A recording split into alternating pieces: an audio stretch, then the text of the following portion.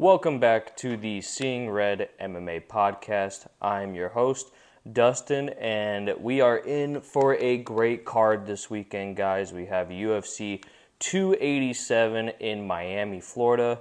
The return of Israel Adesanya taking on the man who took his belt in November of last year, Pereira.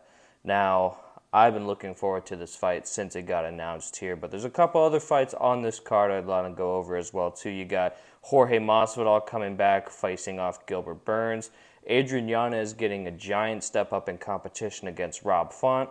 Always fun, Kevinholland versus always entertaining Santiagoponzinibbio, and a couple other notable fights to go over as well, too. So we'll kind of just dive right into it. This main event, Alex Pereira versus Israel Adesanya. It's a very interesting fight card to go off of here because now Alex Pereira is now 3-0 against Israel Adesanya here. And that's one fight in MMA, two fights in kickboxing. So it's not all MMA. That'd be ridiculous. That'd be Brandon Moreno versus Figgy type of odds, or not odds there, kind of back and forth fights. But between two different styles of fighting there, across different promotions, these guys have fought each other multiple times. And this will be their fourth installment going into combat against each other this weekend. Now, the odds reflect that the former champion is still the favorite here. He's a minus 135, which isn't crazy favorite there, because, I mean, Poatan still has that crazy one-punch knockout power with the left hook. So there's always that possibility that it could happen again here. But, man, I think this is going to be a better fight than the first one. And I was a very big fan of the first fight there. I thought it was very high-level strikers going at it, landing crazy punches and kicks and whatnot. And it was very technical. And if you like very good striking, you're definitely going to like this main event here. And just to kind of go over the previous fight as well, too, I honestly had Adesanya winning. A lot of people did.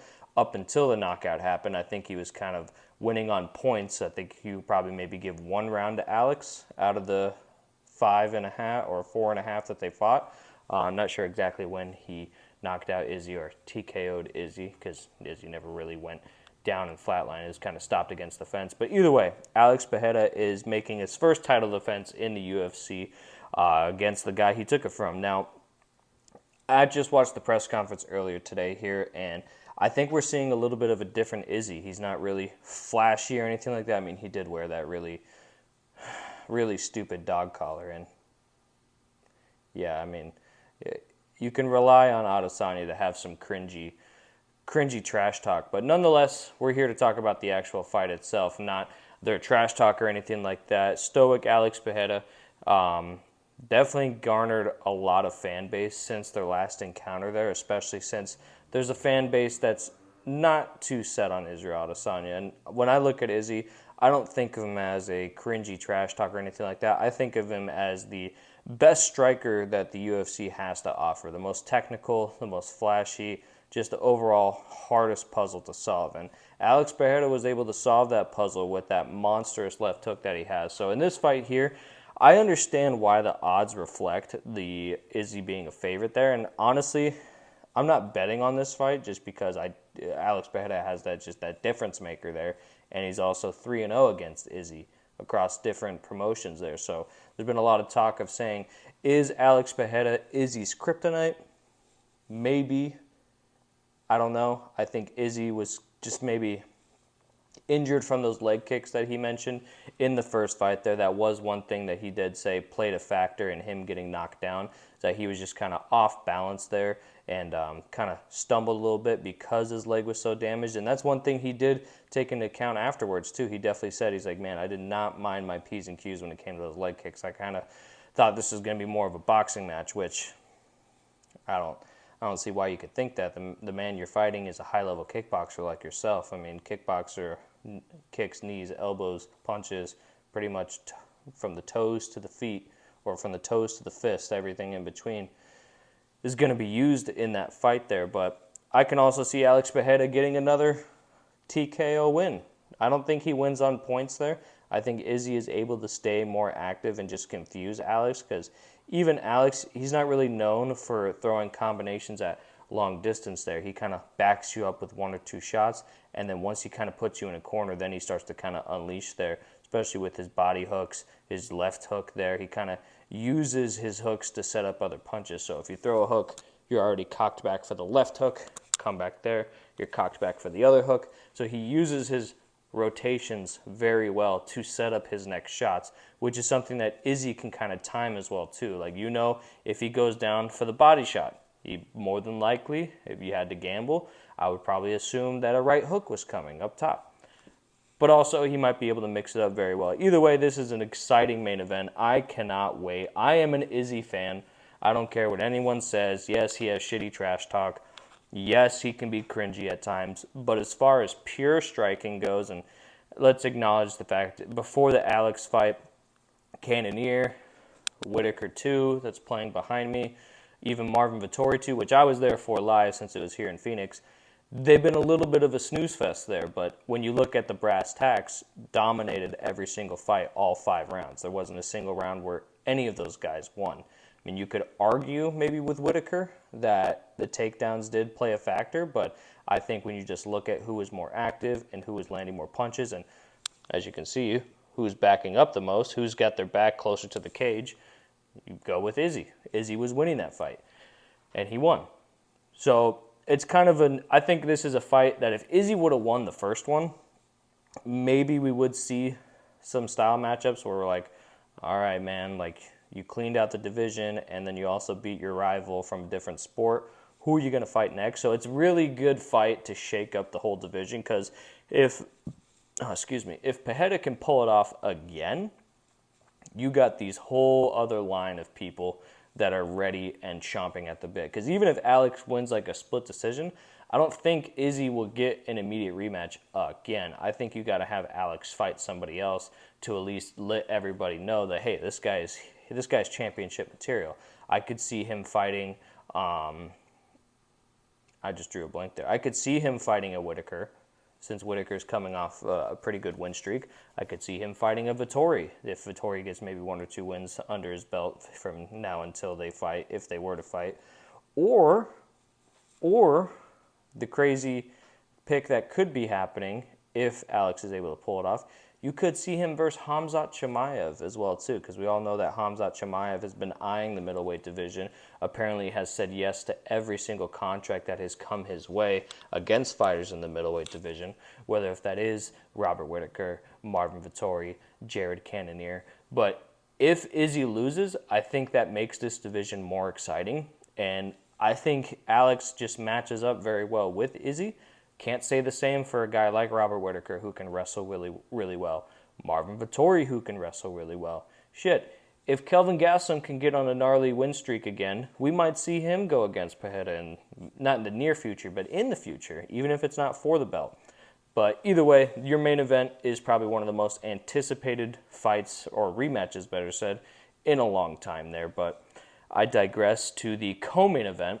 Gilbertburns fighting Jorge Masvidal. Now, it's been a while since we've seen Jorge. His last fight was against Colby Covington, where he pretty much got smothered the entire fight. He got wrestled the entire time there, and really there was a gap between Colby and Jorge on the ground there.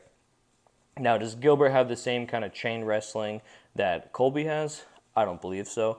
But is Gilbert able to have an explosive takedown, whether that's double leg, single leg, body lock against the fence? Whatever the case is, I think Gilbert can get Jorge down, and I don't think he needs to chain wrestle, because I honestly think Gilbert's so much stronger than Colby that he'll be able to hold him in a certain position for however long he pleases. And if Jorge can get up, Gilbert's really got to mind his P's and Q's. But one thing Jorge is kind of known for, especially in like the Usman fight, the Colby fight, both Usman fights to be frank, he backs up against the fence quite a bit. And that's because he's kind of looking for shots there. I mean, even like the Darren Till fight before he knocked out Till, he was even backing up the fence a little bit in that fight as well. So I could see Jorge kind of playing his cards against the fence, looking to counter. I mean, he did land that nice overhand check left hook on Colby in their fight. Wasn't enough to put him away, but Colby's tough. I mean, you got to give him that out of all things. I mean, that might be the only thing you can give him other than outstanding wrestling, but striking's really nothing to write home about. That being said, though, the odds really do reflect what I think would happen in this fight. I think Gilbert Burns kind of lays on Jorge there and uses his superior grappling and just strength and probably holds Jorge down quite a bit. And who knows, might get the sub. We know that Jorge's got amazing submission defense. I mean, he's able to defend against guys like Damian Maia and whatnot. So do I think Gilbert can get the sub? It's a possibility. Do I think that that will happen? Probably not. I think Gilbert probably plays this fight smart because especially with the champ, Leon Edwards, just beating Kamaru Usman again, you already know that Colby's going to be getting the fight against Leon Edwards here soon. So with this kind of setup here, the winner of this fight, if they show up and they show out and they put on a performance, you could see the winner of this fight getting the next title shot against Leon, especially if Jorge pulls out the win here. Because, I mean, no disrespect to Jorge. I mean, he's number 11 going against number 5. Typically, you don't really see jumps like that unless it's got some big name value behind it, which it definitely does. Both staples of the welterweight division for a long period of time now. But I think if Jorge can pull it off, they're going to... the UFC and Dana is going to be salivating to give him the Leon match, especially with the backstory on 3-piece in Minnesota. How could you not set that fight up, especially do it in London where the 3-piece in Minnesota happened as well, too. Bring it back to its origin. But Afro Gilbert might be the new mythical fighter. His afro is crazy right now. I love it. I love it. He showed up to the press conference in overalls today, looking hilarious and scary at the same time because he looks like a giant roided out 3-year-old. So I love it. This is a good fight that I'm waiting for as well too. I want to get my hopes up on it being super action packed just because styles do make fights, and the style that Gilbert has definitely kind of leans in his favor other than Jorge. But again, like I was saying though, this card is absolutely stacked, and this is still the main card though. The fight before that, the feature fight, not to the co-main, Rob Font makes his return after his loss to Chito Vera against Adrianyanez. And now, if you've been watching MMA, I would say over the last 2 or so years, and you paid attention to the bantamweight division, Adrianyanez is a prospect everybody has their eyes on right now. Has probably, in my opinion, second to like maybe Peter Yan, has some of the crispest boxing in that division there. I mean, he's only had one fight in the UFC so far that was not stopped, and he's undefeated in the UFC right now. He's knocked out Randy Costa. He's knocked out the other guy. I forget his name. Let's go through his resume here real quick because I'm really high on Adrianyanez. I love Yanez, dude. So his last fight, knocked out Tony Kelly. Fight before that, went to a split decision with Davey Grant, which, I mean, Davey Grant's no punk either. I mean, we just saw what he did to Rafael Assunção. KO'd Randy Costa. This guy Lopez, don't know his first name. Knocked him out in the early stages of the 3rd round. First fight after the Contender Series, head kicked this guy Rodriguez. And then even his fight in the Contender Series was able to knock the guy out as well, too. So this guy is a finisher. He definitely knows how to finish a fight there. And ever since he knocked out that punk, Tony Kelly, I've been like, all right, this guy's the future. I really like Adrianyanez here. I think if you had to put your money on it, I say Adrianyanez. I would just do money line because he could finish Rob Font, but I mean, Chito Vera had trouble finishing Rob Font. I don't know if that was just Chito not stepping on the gas when Rob Font was hurt, or if that's just how tough Rob Font was. But another fighter to kind of consider as well too. Rob Font's no punk. I know he's been on a bit of a skid lately. Lost to Marlon Vera, lost to Jose Aldo. Before that, went to a decision with Cody Garbrandt, which a lot of people were shocked about.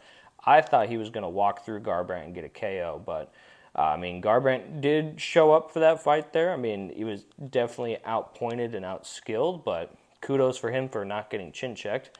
And then the fight before that, knocked out Marlon Moraes, was able to go to decision with Ricky Simone. And he also fought Bellator champ Sergio Pettis, so good name to have under your belt. I was able to decision to Sunsao, knocked out Almeida, and looks like he did get submitted by Pedro Munoz. I vaguely remember that one, but I mean, Pedro Munoz, black belt in jiu-jitsu. He's got really heavy hands, so I could see that happening, honestly. I mean, it's no surprise that Pedro Munoz got a submission, but still, that was early on in his UFC career. But moneyline, you got Yanez minus 180, Rob Font plus 155. the odds reflect what I'm thinking as well, too, on this one. I think Yanez gets it done. Now, fight before that, a fight I'm looking forward to because I love kevinholland and I love Ponzinibbio. Both guys are extremely entertaining, both heavy in the striking game as well, too.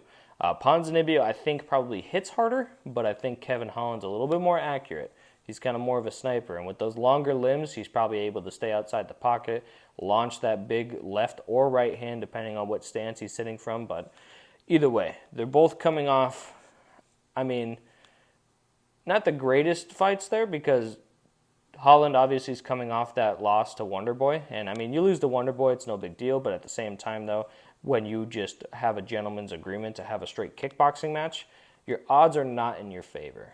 And then fight before that, fought Khamzat Chimaev on extremely short notice after that whole debacle with Nate Diaz fighting Tony Ferguson, when Tony Ferguson was supposed to fight Li Jiliang, Nate Diaz is supposed to fight Chimaev, Danny Rodriguez is supposed to fight kevinholland. I digress. Still, Chimaev, especially the guy like Holland there, bad style matchup for him.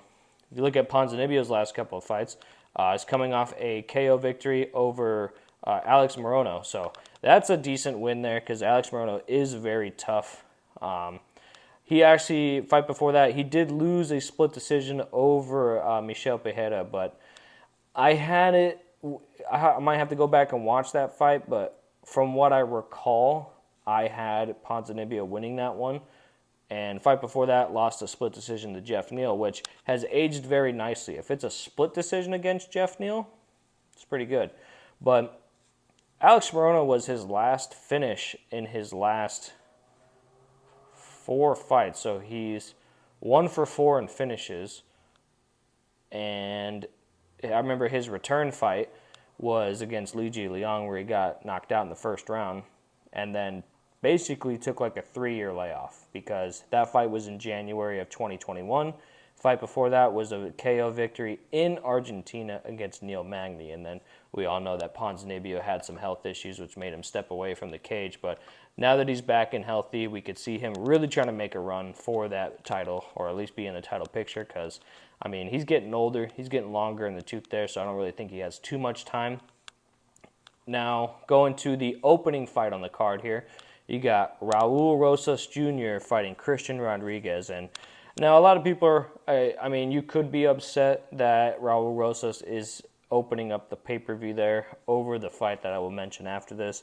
But Christian Rodriguez, pretty good guy. I saw his record today. He's 8-1. Nothing, not too shabby, but I think Raul Rosas has just got so much hype behind him. He's so confident right now, because he's Dana's little boy right now. Like, he's super young, and for how old he is, he's extremely good. Like, there's no ifs, ands, or buts about it. The kid's good. Now, have we really seen him against upper echelon, maybe even like within the top 15? No. But for how he's handling himself so far with the Contender Series fight, and then his also first fight in the UFC, where he submitted Jay Perrin, I believe that's what his name was. Let me just double check just to be factual. Come on here. Yep, Jay Perrin got the first round submission, won me some money that night. But yeah, I mean, the kid's good. I got him winning. I mean, minus 225 there definitely reflects what I'm thinking, and not much really to go over on that fight there, because they're doing the right thing. They learn from their mistakes with like the Darren Tills of the world. Kind of pushing their fighters a little too early, and then they kind of fall flat, and then they don't really recover as well as they should. Like, Darren Till suffered some pretty bad losses in his career there. I mean, he never really was quite the same after the Jorge fight, but I digress. That's your main card opener. Headlining the prelims, which I am excited for. There's no odds on this fight, but I can tell you who I got in this one. To end the prelims, you have Chriscurtis fighting Kelvingastelum. Now, Chriscurtis is coming off a knockout win over Joaquin Buckley, who is no punk there. Definitely a very notable guy, known for that spinning back kick. And then Gastelum, he is coming off a bit of a skid here. I mean, hasn't been as of hot lately. Lost to Jared Cannonier. Fight before that, lost to Whitaker. Fight before that, got submitted by Oh no, actually, fight before that, he beat Ian Heinisch by decision. So I mean, what can you do? And that's when he got submitted by Hermanson. And then fight before that, lost to Darren Till on a decision there. And fight before that, lost to Adesanya. So he's 1, 2, 3, 4. So he's two wins out of his last 6. I mean, I remember the good old days when Kelvingastelum was the boogeyman of the middleweight division, TKOing Tim Kennedy and whatnot, and getting that interim title shot and having fight of the year with Izzy. But still, he's a very dangerous threat, especially on the feet, and I think maybe the wrestling could make a difference in this one if Kelvin decides to go there. But Chriscurtis, man, the guy's got bombs. I am a big Chriscurtis fan. I really like him. Do I ever think he'll get to like the top 5? I don't think so. I just think there's guys out there that have maybe a little bit better fight IQ. I mean, he had that fight with Jack Hermanson as well too, where he lost the decision. But I mean, Jack Hermanson was kind of just running around the cage, and they flipped each other off at the end of the fight there. So, I mean, come to fight. Chriscurtis came to fight. Hermanson came to win. So, 2 different kind of styles there. I got Chriscurtis. I think Chriscurtis gets it done.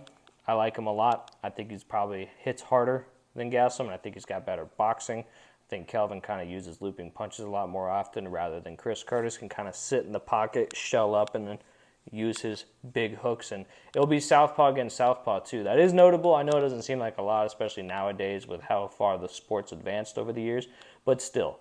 It is a thing there because majority of the fighters are going to be orthodox stance, and a majority of your training partners are probably going to be orthodox as well too. So you're not really too used to seeing a southpaw fighter in there. Now that they're both southpaw, they're going to both be facing a stance that they're not necessarily used to.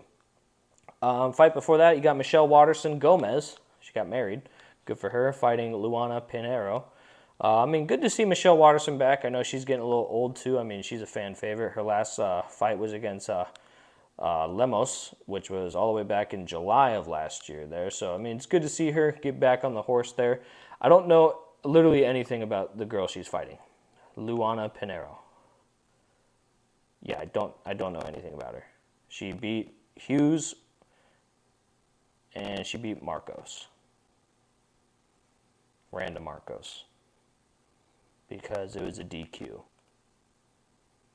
I got Michelle Waterson winning this one. And if I had to make a specific bet, I bet you this one goes the distance. Yeah, not much to talk about there. I mean, Pinheiro is 10-1. Michelle Waterson 18-10. Definitely the experience is on Waterson's side. Now, this is another prospect that I'm looking forward to seeing again. Joe Pyfer is making his return against Gerald Meerschaert.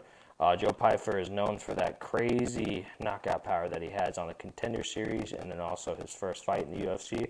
Joe Meerschaert's just kind of known as a grinder there. I mean, coming out of, I believe it's Milwaukee.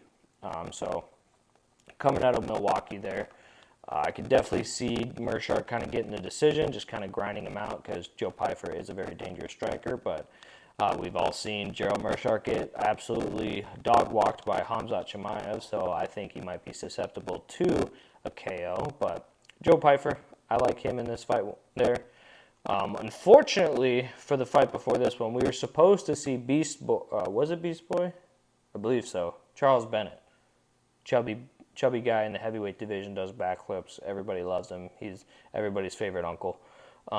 Supposed to be fighting Chase Sherman. Had to pull out of the fight. Now you got Carl Williams. Chase Sherman is a decent heavy favorite, minus 225. Carl Williams, a plus 190. I believe that is because it is a late notice fight, because Carl Williams, I mean, he's been around. Chase Sherman's definitely been around there. Give it to Chase Sherman in that one. You also got Cynthia Calvillo, Lupi Godinez. That one's going the distance. Ignacio Bahamondes versus Trey Ogden. Bahamondes has some of the best striking in the lightweight division, even though this is at a catch weight, so probably like 160 or something like that. Still, Bahamondes has some amazing kicks. He knocked out, what is his name? Roosevelt Roberts. Roosevelt Roberts knocked him out with that spinning wheel kick. Trey Ogden, don't really know too much about the guy. His last fight, Zellhuber. Yikes. So he got a decision. He's 1-1 in the UFC. Beat Zellhuber in a decision and then lost a split decision to Jordan Levitt. Bahamondes all day. Bahamondes. Yo, I don't know how to even pronounce that one. Shailin Nerdenbecki. Steve Garcia. Steve Garcia is a good fighter. Beat Chase Hooper. Beat up some kid. That's cool. Nerdenbecki. He's a good fighter as well, too. I know he's got heavy hands. Not much you can really do with that. Jacqueline Amorim. Sam Hughes opens up the entire card on the early prelims. Now, Sam Hughes is the one that lost to... See, I already forgot her name. Pereira, I think is how you pronounce it. Either way, that's your opening fight of the card there. But fights to definitely look out for. Obviously, the main event, Pereira versus Izzy. The co-main event, Gilbertburns, Masvidal. Adrianyanez, robfont. Ponzinibbio, Holland. I mean, raulrosasjr just to see, because, I mean, I think he is future of the sport. I think he's going to go far, especially if he just stays in the UFC and they give him the right kind of opponents to let him learn as well, too. Because, I mean, he's so young. He's also learning while he's fighting. So he's got to learn the little intricate tips and tricks throughout his career. Give him time. Oh, chriscurtis versus kelvingastelum. I'm so ready for that. I am prepared. I will be chugging Miller Lights until that fight starts. And then once it starts, I'm going to be glued to the TV. I cannot wait for that fight. It's going to be bananas, I think. Unless Gastelum decides to wrestle. Hopefully not. Please don't wrestle, Gastelum. Please. And I know you're watching. We know you're watching. So please don't wrestle. For me, have a fun fight. I mean, you're number 15 versus number 14. No one's really going to go jump super high up in the rankings with this one. Michelle Watterson, cool. Joe Pyfer, I like Joe Pyfer. But yeah, this card is absolutely stacked. It is in Miami, Florida. 7 p.m. Mountain Standard Time is when the main card starts for me, so I will be watching then. 5 p.m. Mountain Standard Time for the prelims, and early prelims will be starting at 3 p.m. So got a long night of fights, everybody, here, so make sure you tune in accordingly. ESPN Plus. Shout out Dana. Shout out WWE, apparently, because they're merging or whatever the hell. But, yeah, this is an absolutely great card here. I'll definitely do a review once the card is over. Probably just get it out Saturday night once the fights are over, depending on how late they end. Because since this one starts at 7 p.m., this will probably end... I mean, if all the fights go to a decision... Oh, excuse me. I apologize. That was very unprofessional of me.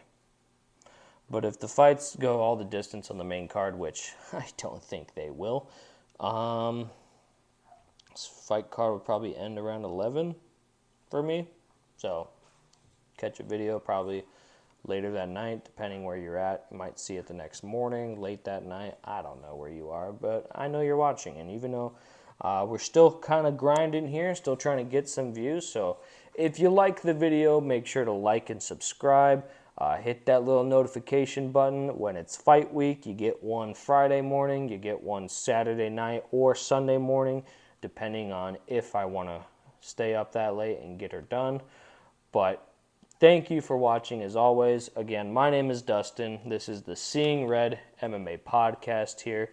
If you like to follow me on Twitter, it's at Seeing Red MMA. Other than that, you guys have yourself a wonderful day. Bye now.